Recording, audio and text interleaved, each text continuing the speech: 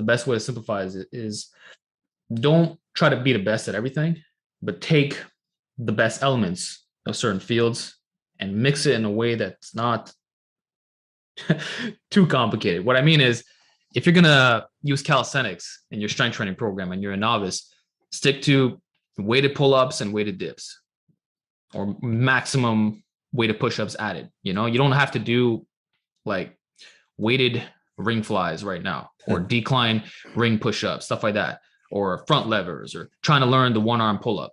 Stick to like the simple movement patterns, that like the same motions that you do with weights, but you're moving your body through space, and just progressively overload like any other movement. And that should actually give you good carryover as well. Like there's a lot of guys who got really strong at weighted push-ups and they can put up advanced benches right off the bat. Like there's one dude, I don't know if you're familiar with him. His name is Little Beast M.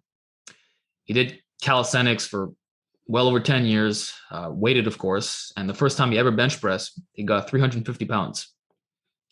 But the guy already looked like a bodybuilder. He had watermelon pecs, huge shoulders and tries. Like it was all the carryover from the dips and the push-ups. So if you're repping 5 plates in the dips, like you're not going to be weak when you go do a flat bench, you know? And then when you hyper specialize on that, it's just going to be an explosion of gain. So stuff like that we can learn from. And I had a question from one of my subscribers. They wanted me to ask you about the weighted calisthenics.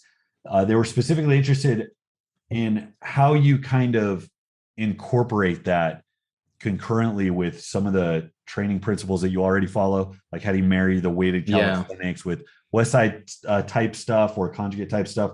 And specifically how you prevent overtraining. Do you find some of the exercises interfere with max effort work? So this is where it goes back to, I'm not a powerlifter, right? In the case of calisthenics, there's actually a sport called street lifting, which features 1 rep max weighted dips and chin-ups, and even the squat to balance out your performance. So what do you think I do? I max out on weighted dips and weighted pull-ups. But if I'm doing conjugate, I have to rotate those variations. So this is a very unique way of training, but it absolutely works. And I've done 180 pounds on the weighted pull-up and 230 pounds on the weighted dip, hanging off my waist, right? So the way you do it is you rotate the variation every single week. So week 1, I might max out on a weighted chin up. Week 2 could be a wide neutral.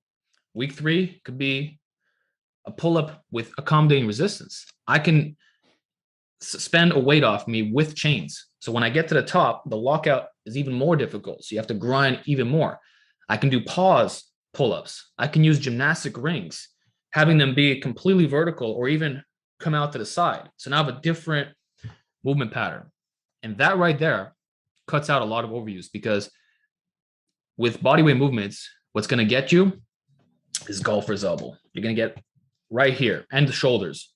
So it's very important that you swap those out, especially for things like dips, dips for the shoulders. So you can actually do slingshot dips. You can do dips with accommodating resistance, which most guys get snapped up in the bottom. So if you deload that a little bit, now you can actually use a larger range of motion. Pause dips as well as a self-limiting variation. So basically whatever you would do for powerlifting purposes, it's the same thing applied to calisthenics. And then after that, it's the same strategies I talked about with the percentage back downs and the ascending RPE and focusing on your weak links. I was going to ask you about tips for dips specifically. That was one of my bread and butter exercises when I was younger, having been influenced by kind of old school training methodologies from like mid-century that, you know, were the things that people didn't really know in this century, or at least pop culture didn't reflect, which is the benefit of, you know, compound movements, high reps, very simple training protocols, and dips being just as good for your upper body as anything else. And I had worked up to a pretty heavy dip when I was younger, but I had a hell of a time trying to keep my shoulders in one piece. That seemed to aggravate my shoulders about as much as benching did, which benching gets my shoulders pretty hard if I'm not careful. I did recently do the band assist for kind of pump work for the triceps at the end, even wrapping a band around my neck because I could handle my body weight, but overloading the top. And that seemed to take a lot off of it.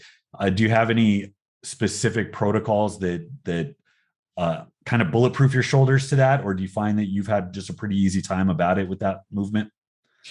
I would say I have pretty good leverages for one. Yeah. So I'm not someone who's been prone to getting like sternum pain either, or much shoulder issues at all from dips. But keep in mind, I did thousands of body weight dips before ever adding weight. So my original thing was calisthenics. I did that for like 3 years, just at home and at parks. So I had that tissue capacity built up. So then when I started progressively overloading, like I was good, right? But what I could say regarding shoulder pain is that some people are anatomically not suited to do deep dips. They're going to get snapped up. And for those people, a really good band-aid is straight up the slingshot. And if you've never tried it, do it. You're going to freak out. I've known people with actual shoulder injuries and they've had surgeries done and they can overload that thing with like 4 or 5 plates, you know? Sure, you might gain 15%, right? But so what if your joints feel better? So that and the accommodating resistance, because you can hit the triceps really hard at the top and deload the bottom where you're most prone to having these issues. And then there's the topic of your active range of motion.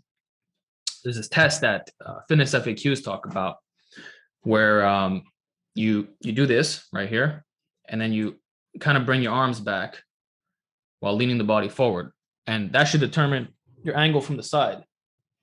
And if it's not like this, then maybe you shouldn't be pressing in that position because it exceeds your active range of motion. It's as if I tell you to do a hip hinge and you're still, instead of being bent forward like this, you're like that. Well, maybe that's how you should do your RDLs instead of involving the spinal rectus further like you would in a deadlift off the floor. It's the same thing with the dip. Use your active range of motion and try to modify the strength curve a bit.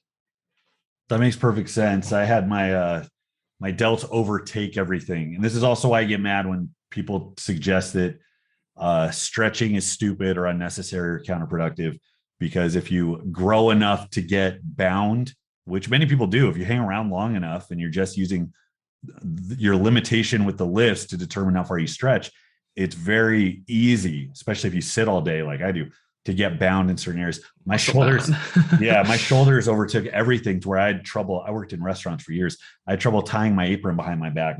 Yeah. And I'm like, this isn't a very good way to live. But that's funny you say that, because I would always force myself to get into at least parallel on the dip. And I think that's where the overuse was coming from, that kind of unreasonable standard where if you relax a little bit and just work, like you talked about, the active range, there's some very good stimulus to get there. I did that for a little while, but with my short little arms, I was like, this range was so silly. I'm like, what am I getting at this? You know, there's another big pro tip I can give, and that is to use a narrower grip. And if you can find yourself a dip bar that's in a V formation, so you're not, because sometimes it's the bar itself that's the problem. You're in an internally rotated position like this. The neutral ones are usually fine, but when they come out, like the Rogue one that they sell, that can cause a lot of shoulder issues for many people if they're not structurally built for this. So what you could do, so instead of pressing this way, flip the thing around. So now you're kind of in a reverse grip, like a semi-supinated is what I call it, and use the narrowest position. So not the edge, but close. And that your elbows are more tucked. Very tucked, yeah. And that tends to solve a lot of issues.